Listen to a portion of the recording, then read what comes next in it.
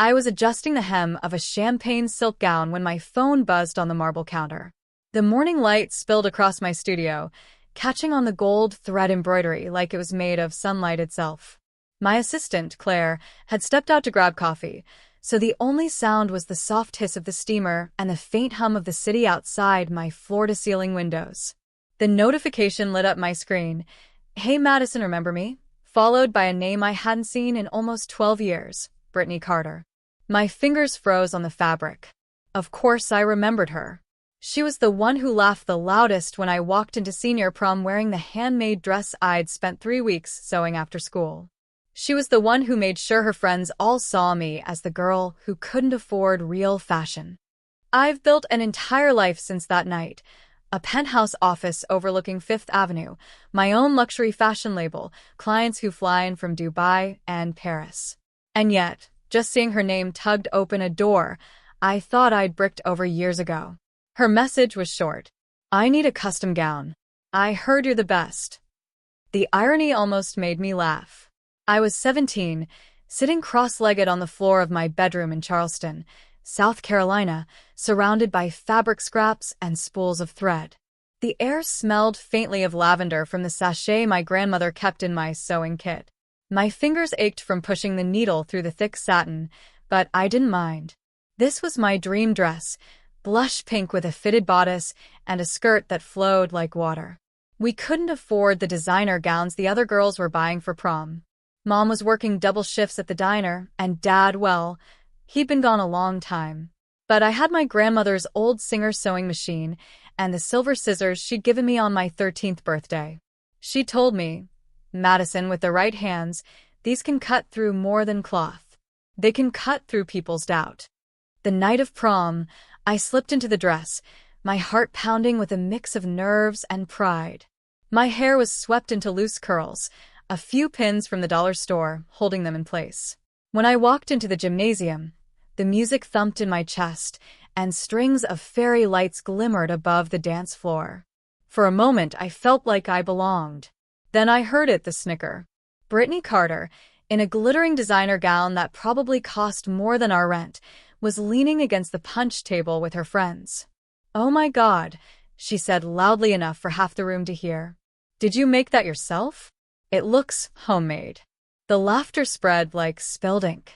My cheeks burned. I kept walking, pretending I didn't care, but every step felt heavier, the fabric that had once felt magical now clinging like shame. That night, after everyone else was asleep, I sat at my sewing machine, tears blurring the stitches on the hem I was fixing for no reason at all. My grandmother came in quietly, placing a cup of chamomile tea beside me. "You have 2 choices," she said softly. "You can wear their laughter like a shroud, or you can stitch it into your armor." I didn't answer, but I knew in that moment I would never let them or anyone make me feel small again. The summer after graduation, I packed 2 suitcases, my grandmother's silver scissors, and exactly $412 in cash. Charleston felt too small, too full of memories that made my chest ache. I boarded a bus to New York City, not entirely sure what I was chasing, only that I had to find it. The first year was brutal. I worked the register at a fabric store in Midtown by day and took sewing classes at night. My apartment was a shoebox studio in Queens where the ceiling leaked when it rained. My bed was a secondhand futon, and my dinner was often instant noodles eaten over an ironing board that doubled as my desk. It was at that fabric store that I met Eleanor Pierce, a tall, silver-haired woman with the kind of presence that made you stand straighter. She came in looking for silk charmeuse, and when she saw me neatly folding a bolt, she asked if I sewed. I told her yes, mostly for myself, and she raised an eyebrow. "Bring me something you've made. If I like it, you can apprentice at my atelier," she said, as if she were inviting me to tea. That night, I worked until 3 a.m., stitching a navy sheath dress with hand-finished seams. Eleanor didn't just like it. She kept it, wore it to a gala, and introduced me as my new protégé. Working for her was an education money couldn't buy. She taught me how to drape fabric so it seemed to float, how to make a garment feel like a second skin. But she also taught me the business, Pricing, client relationships, the quiet power of saying no when someone doesn't respect your work. There were nights I wanted to quit. When orders fell through. When a client rejected a design I'd poured my soul into. When I stared at my bank account and wondered if this was a foolish dream. But every time, I'd run my thumb over the cool steel of my grandmother's scissors and remember her words, "Stitch it into your armor." My first big win came when a minor celebrity wore one of my dresses on a red carpet. Suddenly, orders trickled in from women who wanted the Madison dress. I started small, one-room workspace, one assistant, one rack of gowns. Within 5 years, I had my own boutique in Soho. The walls were soft cream, the floors polished oak, the mannequins dressed in gowns that shimmered under golden spotlights. I didn't post my full story online. My Instagram was tasteful, curated, hints of my life, never the whole picture. I didn't want Brittany or anyone else from Charleston to know. Not yet. Because deep down, I wanted the moment to be perfect. Not for revenge exactly, but for the satisfaction of standing in the life I built with my own hands, knowing I'd stitched every seam myself. Brittany's message sat in my inbox for 2 days before I replied. Of course, I'd be happy to design something for you. Let's schedule a consultation. Her email back was full of pleasantries, as if she'd never laughed at me, never made me feel like the odd girl out. She wrote about her upcoming gala in New York, how she wanted something unique that would make her stand out in a sea of couture. The irony wasn't lost on me. The day of her appointment, I arrived at my Fifth Avenue studio early. The space smelled faintly of jasmine from the diffuser in the corner. Sunlight spilled across bolts of silk, sequins catching the light like tiny stars. On the far wall, framed covers of Vogue and Elle displayed my designs, along with a gold plaque, Madison Hale, founder and creative director. At precisely 11 a.m., the glass doors slid open. Brittany stepped inside wearing oversized sunglasses and a designer coat. She looked around, her lips parting slightly as her gaze swept over the spacious showroom, the fitting area with mirrored walls, the line of mannequins draped in one-of-a-kind gowns. "This is yours?" she asked. "Yes," I said simply. "Welcome to Hale Atelier." Her eyes darted to the photographs on the wall, celebrities, dignitaries, even a first lady, all in my gowns. I watched recognition dawn on her face as she connected the dots. You're the Madison Hale?" I smiled, slow and deliberate. The same Madison who wore a handmade pink dress to senior prom. Color rose in her cheeks. She laughed lightly, but it didn't reach her eyes. "Wow, I had no idea. You've really made something of yourself." I motioned toward the fitting area. "Let's talk about your gown." For the next 30 minutes, I guided her through sketches, fabrics, and embellishments. She nodded, made approving noises, occasionally glanced around the room like she still couldn't believe where she was. When I slid the final sketch across the table, I added, "This design starts at $50,000. Payment in full before we begin." Her mouth fell open. 50? That's more than my wedding dress cost. I leaned back in my chair. My clients value the craftsmanship, the exclusivity, and the story behind each piece. You came to me because you wanted to stand out. That comes at a price. She hesitated, shifting in her seat. "Madison, we went to high school together." I thought maybe. I cut her off gently, but firmly.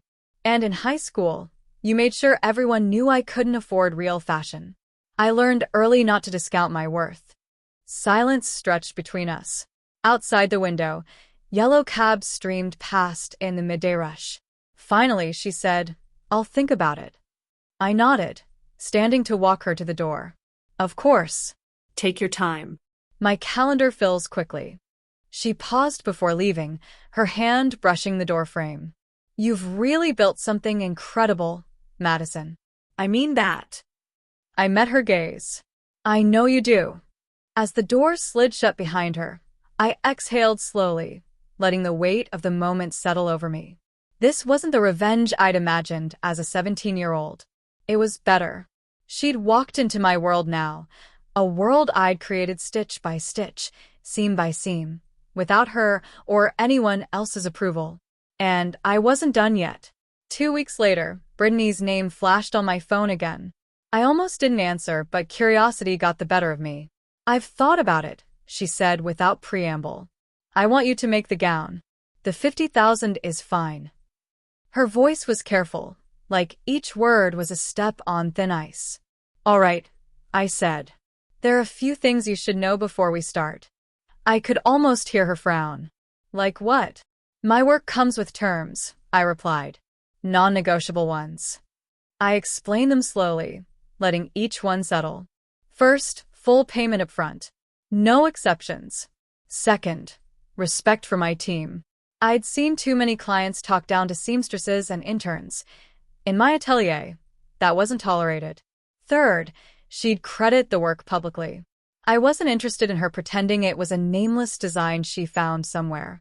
And the last one, I added, is personal. You'll attend the fitting with an open mind and an open heart. No comparisons, no backhanded compliments, no subtle digs. You wanted something unique, Brittany. That means trusting the person making it. There was a pause. That last one's oddly specific. "Experience," I said simply. When she finally agreed, I felt a shift, subtle but real. This wasn't the scared 17-year-old hoping for someone's approval. This was me setting the rules and her stepping into them. Over the next month, Brittany came to 3 fittings. At first, she tried to control the process, suggesting trims I knew would cheapen the design, asking if I could copy a celebrity's gown. I refused politely but firmly, reminding her she'd come to me for originality. By the second fitting, something softened. She started asking questions about the process, how long it took to beat a bodice, why certain fabrics draped differently. She complimented my team without prompting. I caught her watching the younger interns with something like curiosity instead of disdain. At the final fitting, she stood in front of the mirror, wearing the finished gown, a deep emerald silk with hand-sewn crystal detailing that caught the light like dew on leaves. It fit her like it had been grown for her. Her reflection looked over at mine. "It's perfect." Her voice cracked on the word. I smiled. "That's what happens when you respect the craft." She nodded, blinking quickly. "I guess I owe you more than just a check." I didn't reply. I didn't need to. She understood. When she left that day, I realized the conditions hadn't just protected my work, they'd reshaped the dynamic entirely. The girl who once mocked my handmade dress now stood on the receiving end of my artistry, my time, and my terms. And that was the real power. The night of the gala, I didn't attend, I never do. My clients take center stage. I prefer to watch from a quiet distance. Claire texted me a photo from the red carpet. Brittany in the emerald gown, her posture tall, her smile genuine. The caption under the image read, "Custom gown by Madison Hale Atelier." I stared at it for a long moment, then set my phone down and turned back to the dress I was working on for a Paris client. A week later, a handwritten note arrived at the studio. The paper was thick, embossed with her initials. Madison. I don't know if you'll believe me, but wearing that dress changed something for me. Not just because it was beautiful, though it was, but because it reminded me what it means to be seen for the right reasons. I'm sorry for how I treated you back then. I hope someday we can talk, not as designer and client, but as women. Brittany. I placed the note in the top drawer of my desk, right next to my grandmother's silver scissors. The atelier was quiet that afternoon. Sunlight streamed across the oak floors, catching on the sequins scattered near my work table. I ran my fingers over the scissors' smooth handles, feeling the weight of years in them. My grandmother had been right, they had cut through more than cloth. They'd sliced through the doubt, the ridicule, the years of feeling less than. I thought about the girl I'd been at 17, standing in that blush pink dress under the sting of someone else's laughter. And I thought about the woman I was now, someone who could take that same sting, weave it into silk, and send it down a red carpet. I didn't need Brittany's apology to heal. I'd already done that in every late-night stitch, every bold decision, every risk that had brought me here. But her words were proof that sometimes change happens quietly, in the person you least expect. As I locked the scissors back in the drawer, I whispered to myself, almost like a vow. The stitches they mocked became the seams that held my empire together.